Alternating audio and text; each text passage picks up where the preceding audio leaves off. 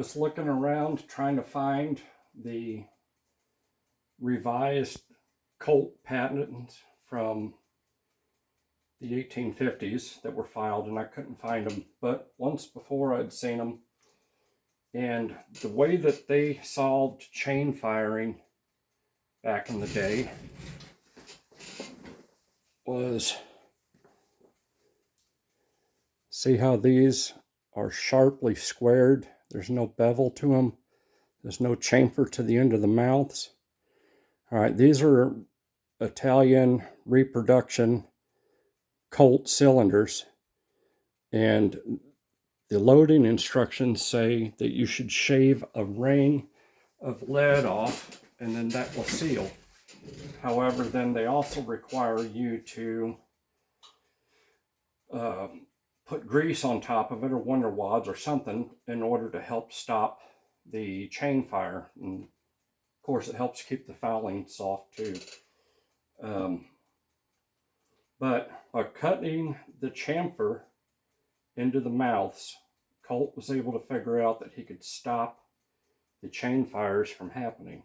So all of the original cylinders have a chamfer cut to them, but the reproductions don't. So I'm just going to go ahead and show you how I do a down and dirty chamfering job. These are for a friend of mine's.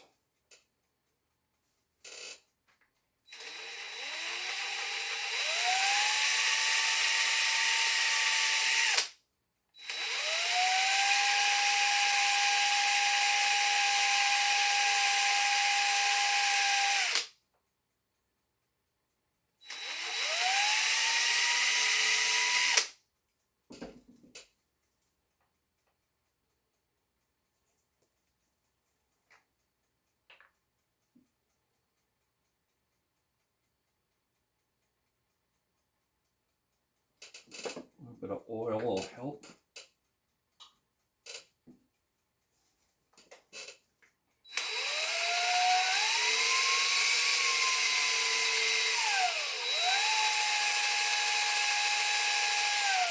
This is just an ordinary grinding, cheap grinding stone that's a cone shape. You just take your time with it.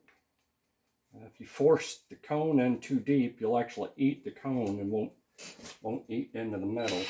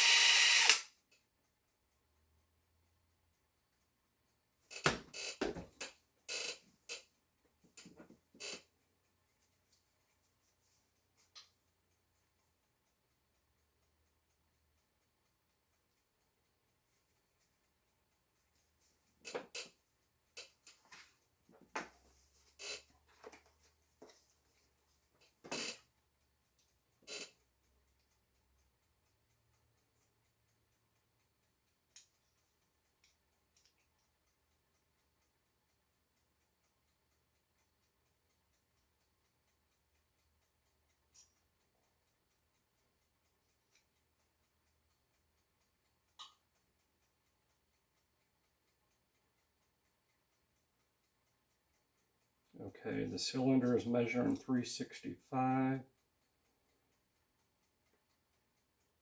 364.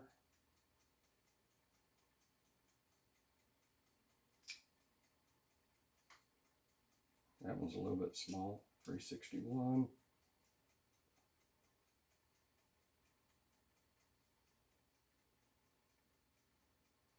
All right, so let's see the width of my bevel.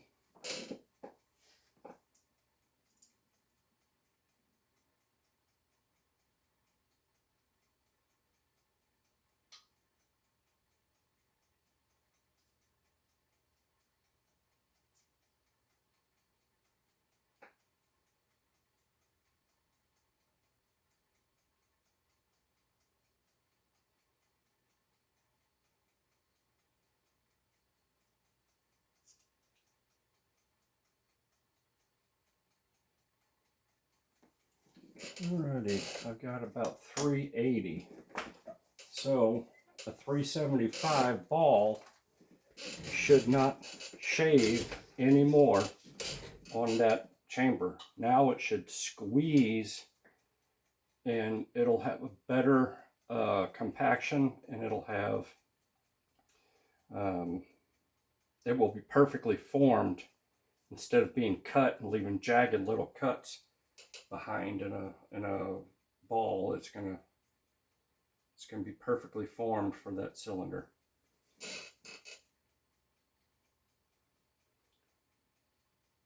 Anyway, that's how you do it. Take your time, measure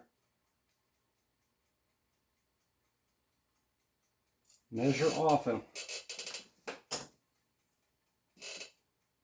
Always can take metal off, but you can't put it back on. Well, at least I can't.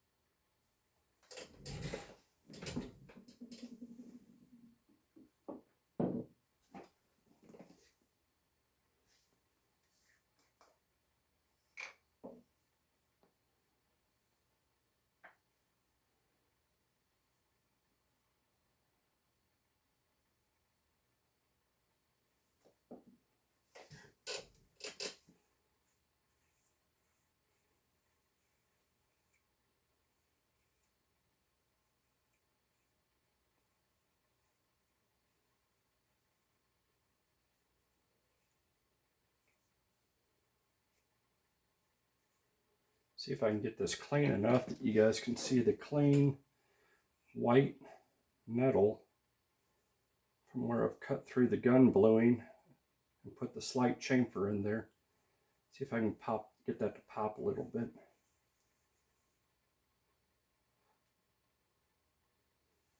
Right.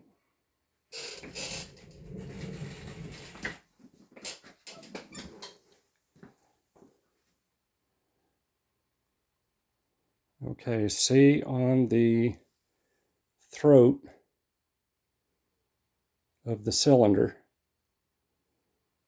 there's a little shiny ring on each one of those.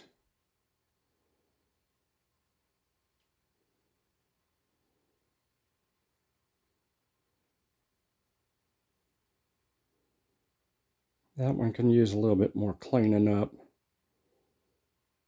Hopefully that comes out on the film or on the camera. YouTube.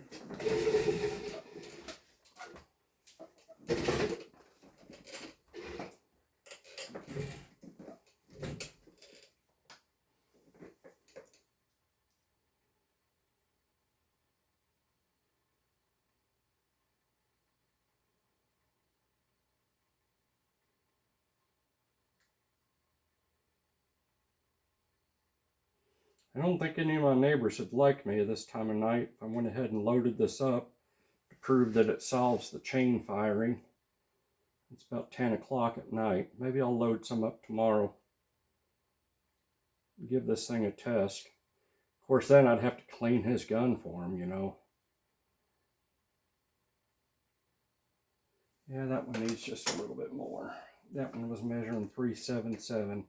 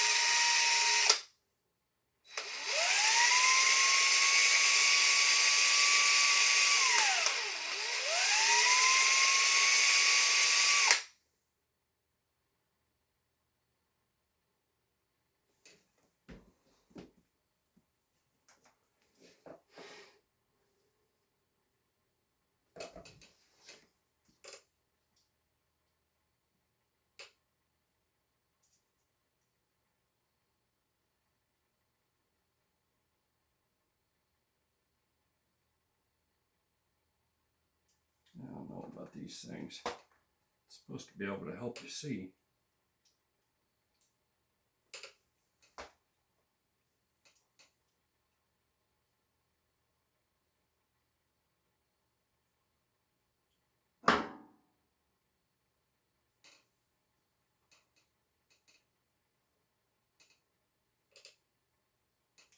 Might be time for a new battery in my calipers here.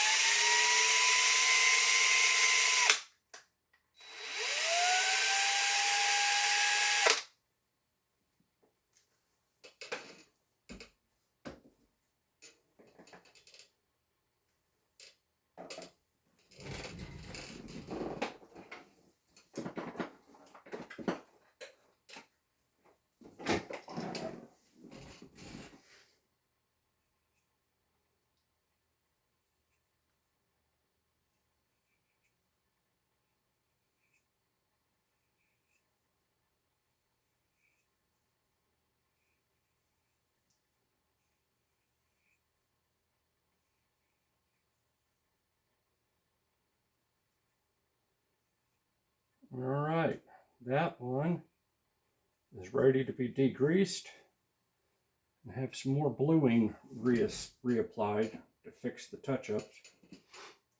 So I've heard a lot of people think and theorize that flame is jumping from one nipple cap to the other. I don't know how it could possibly get to it. Colt did include these, I guess kind of like a, for lack of better terms, a way of protecting the nipple from a flame spreading. But in order for a flame to jump from this nipple to that nipple, it would have to go through this wall, bounce off the back of the gun, come back, bounce underneath that cap, and then back into that without setting that cap off. And that's never been the case for me. When I've had chain fires in the past, the cap was still good and it went off later. But since I've found that in the archives years ago when I was looking up the Colt patents, I noticed that it called for a chamfer after the 1840, whenever the original patent was applied for, it had square cut cylinders. And the fix for the chain fires, if you think about it, I don't have a gun down here. When that cylinder is up against a forcing cone and hot gases are going to go into the adjacent chambers. And if it's got a bad seal because the ball got cut just a little weird, a little nick got left in there, then that flame can get by that nick and set the charge off, and now you've got a chain fire.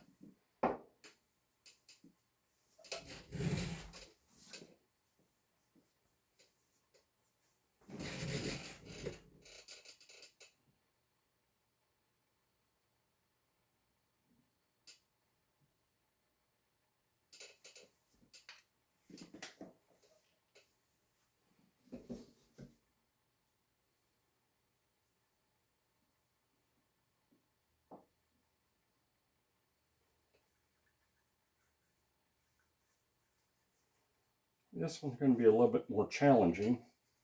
This is a stainless reproduction, 44 caliber.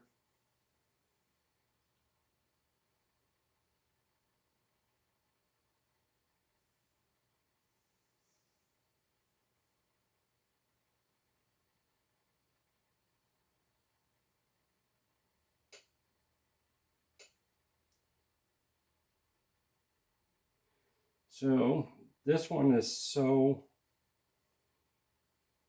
detailed that they put an engraving date on there. It said this cylinder was engraved 16th of May 1843. Yeah, 1843. So I'm not quite sure which model this is. It looks pretty much like a Navy cylinder.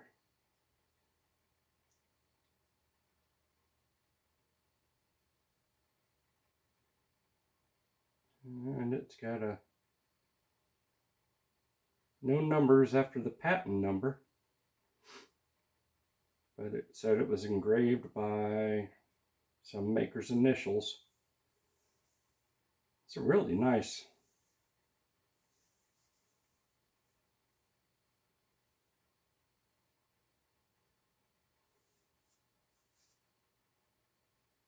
yeah, it's really detailed. I like that. Steve, you might not get this one back.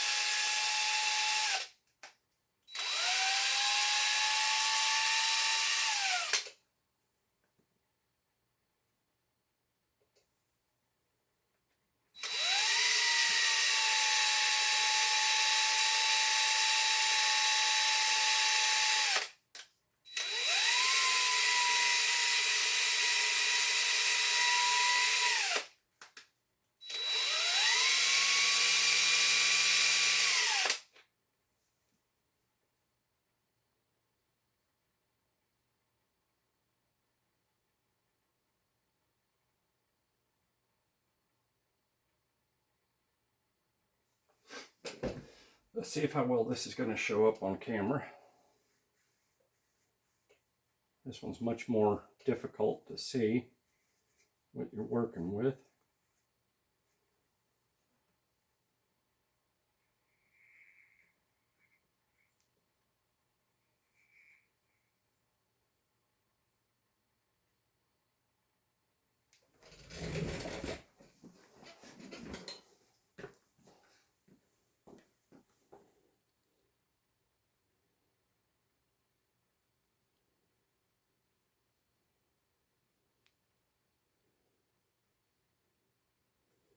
Okay. There's one that's chamfered, and the next one down is still square cut.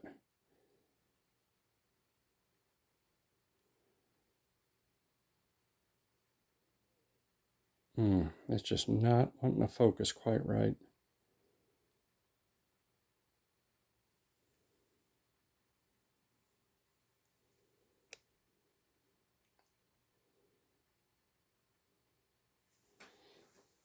Just a minor little bit.